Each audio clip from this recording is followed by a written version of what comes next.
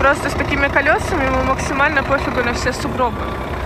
Приехал манипулятор с комплектом для вольеров. Сейчас разгружать. Увлекательный процесс, конечно.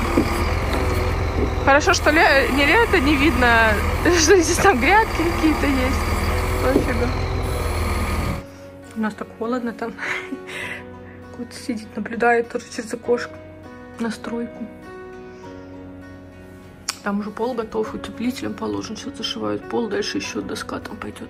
Ой, не доска, я выбрала ламинированную фанеру, потому что удобнее будет убираться. То есть она не впитывает в себя ничего, ни жидкости, ни это. А там будет еще ведро стоять с водой, поэтому такая красота.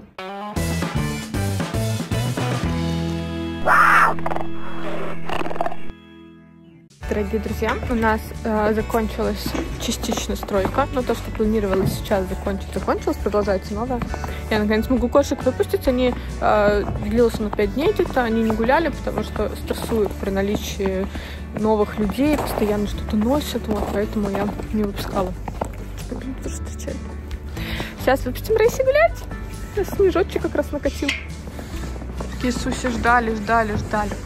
И сейчас выпущу их и покажу вам, что мы построили и как вообще дальше будут развиваться события, потому что я уже понимаю по комментариям, что не все понимают. Кажется кому-то, что меньше места станет кошкам и так далее, хотя места станет несколько раз больше. Моя девочка! И я скучала, да. Но я, конечно, к ним заходила, но не выпускала. Пошли. Я вот думаю, вопрос. Я каждый год наряжаю елку кошкам. Но дело в том, что у нас появился прекраснейший изюм, и вот он сделал с елкой вот это. Как ее наряжать, простите? Я думала, на меня, не на меня. Еще по поводу вольеров. А там вольеры только под рыси. Не потому, что типа я освобожу, здесь все будет под пум. Нет. Суть в том, что вообще вся эта стройка началась, во-первых, благодаря вам в том числе, благодаря Цефии, которая приехала, потому что для нее нет вольера, она сейчас живет в собачьем, и нужно ей как бы было вольер. Подумала, что смысла не ставить ей один, нужно сразу делать для всех. Для пум я пока что не делала. Во-первых, это не горит, а во-вторых, я еще не придумала, как лучше им сделать вольеры, и это, собственно, самое главное. Для рыси у меня уже 2 года сидит эта идея, и меня не отпускает, поэтому, собственно, я наконец ее начала реализовывать. Еще много очень работы, но я думаю, там к лету мы все это сделаем. Хотя бы частично. Я очень надеюсь, я уже боюсь загадывать. А для пум будем думать, потому что я еще не знаю, в какой части им делать вольеры, так как не особо вижу смысла им делать прям совсем там рядом с рысями или вплотную, потому что, вы сами видите, что у них конфликты, и это, собственно, ни к чему.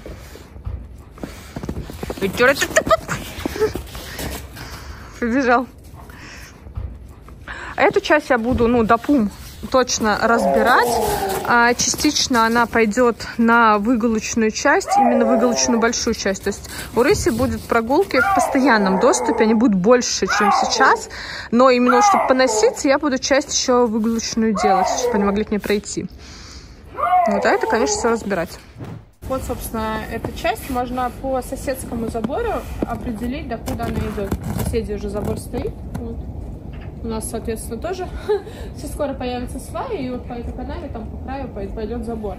А вот про эту часть я пока не знаю, что с ней делать, в том плане, что либо сюда пойдут вольеры для пум, то есть они пойдут, получается, не в продолжение этих вольеров, а по боку, либо вольеры пум пойдут с той стороны, и тогда эта часть просто останется прогулочной для рысей. А сейчас объясню, как это будет устроено, то есть, для девочек, именно, которые выпускные девочки, и, соответственно, Симва, которая гуляет. И часть той части, которая сзади, часть вот этой прогулочной зоны тоже им останется, то есть она просто пройдет, разберутся вольеры, и как минимум там вот до 2-го вольера это будет прогулочная часть. И даже учитывая, если я вот эту часть не буду отдавать пумам, а отдам им другую часть, то даже такая прогулочная, то есть чисто в которую выпускать побегать, она будет в разы больше, чем в которую сейчас. Теперь про постоянные прогулочные части, чтобы люди не путали, почему такие маленькие домики, а там панику развели, что вольеры уменьшатся. Вольеры не уменьшатся. А вот эта маленькая закрытая часть, как маленькая, она приличная, она рассчитана только на то, чтобы рысям там в случае непогоды, просто желание, если очень жарко или что-то еще, спрятаться внутрь. То есть эта часть, она утепленная, она будет обогреваемая по возможности, то есть если когда это нужно сделать, там будет проведена электрика, соответственно, будут розетки, чтобы повесить там тот же самый инфракрасник или керамический обогреватель. В случае рыси, скорее всего, керамический обогреватель, потому что инфракрасники, они просто снесут. Вот. И можно будет ее обогревать. Пойдемте покажу внутреннюю часть всего этого убранства. Здесь у нас было покрыто мастикой, чтобы не портилось ничего.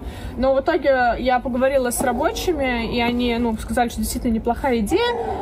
У нас это все дальше будет еще обшиваться.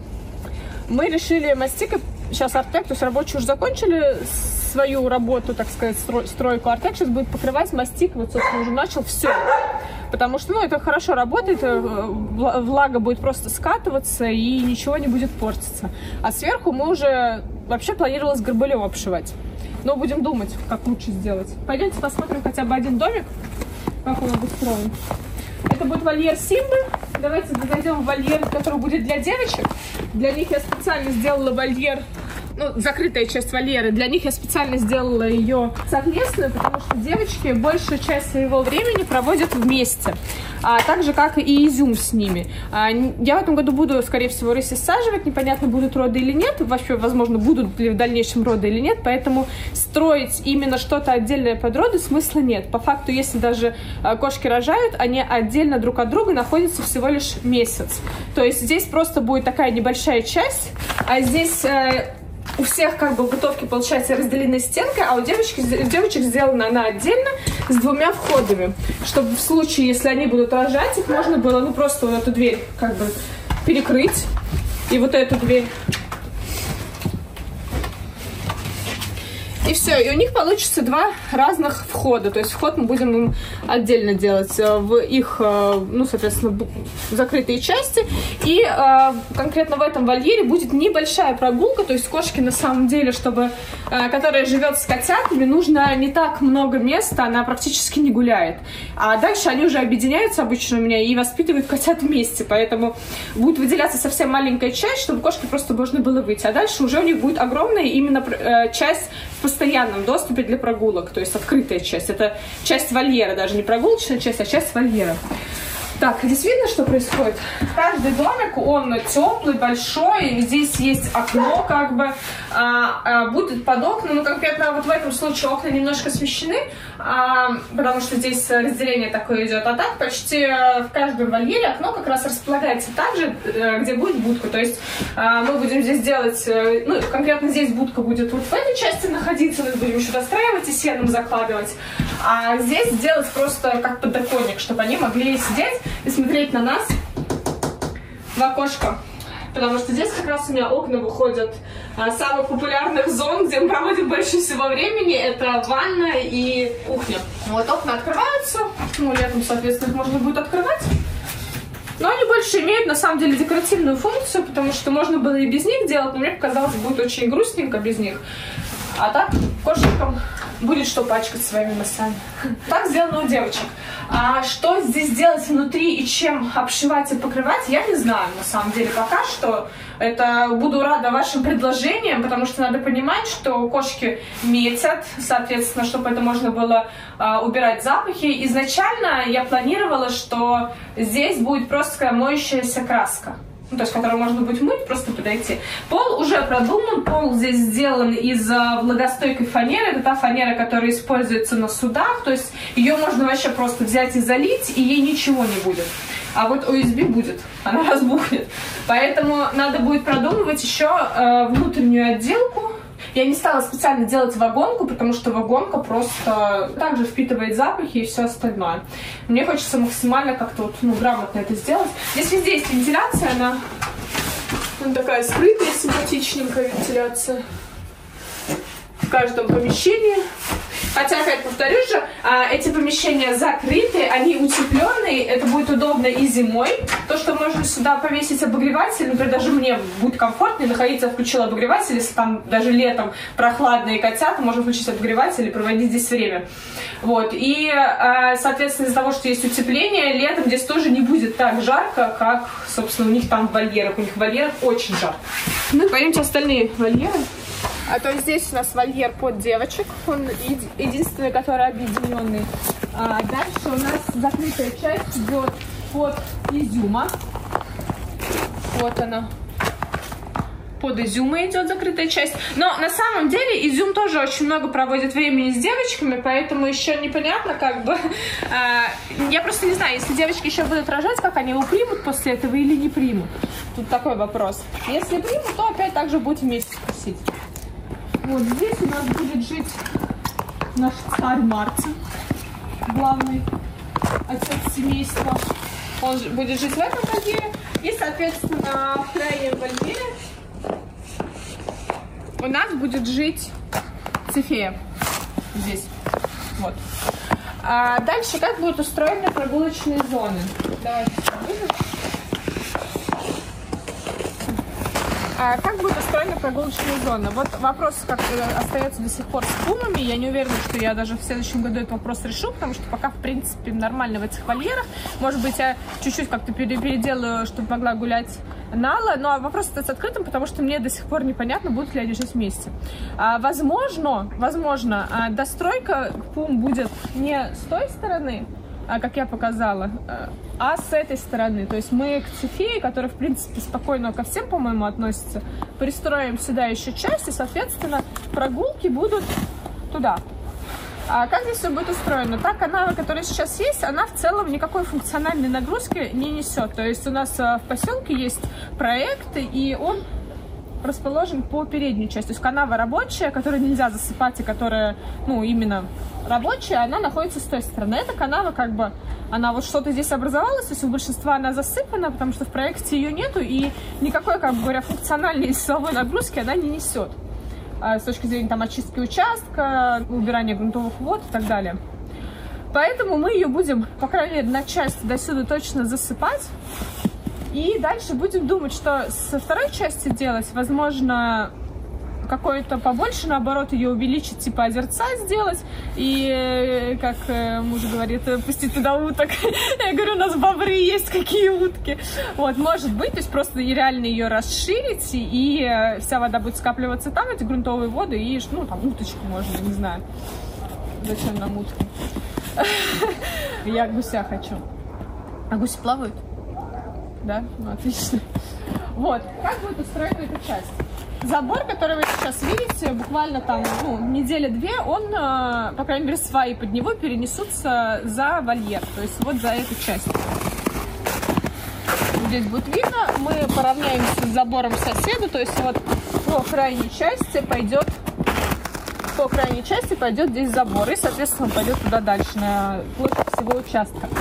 А по этому забору специально была такая задумка, что я отступаю, и они вплотную делают, потому что, ну, опять же, с точки зрения безопасности, я сзади этого забора также сделаю крышу. Понятное дело, что в эту сторону кошки, конечно, не могут выйти, но все равно дополнительная зона безопасности. С этой стороны будет, соответственно, частично мы ее вот здесь перекроем, продолжим там забор. И прогулочные части открытые пойдут в ту сторону. Деревья мы оставляем, в этом и была вся суть переноса. Почему я захотела именно в это место. Можно было с той стороны участка перенести, у нас там тоже место есть, но здесь деревья, то есть кошки могут под них когти поточить. Также деревья являются защитой от солнца. Здесь никогда нет такого солнцепека, как в той части. Потому что кошкам, ну, реально жарко летом. Очень.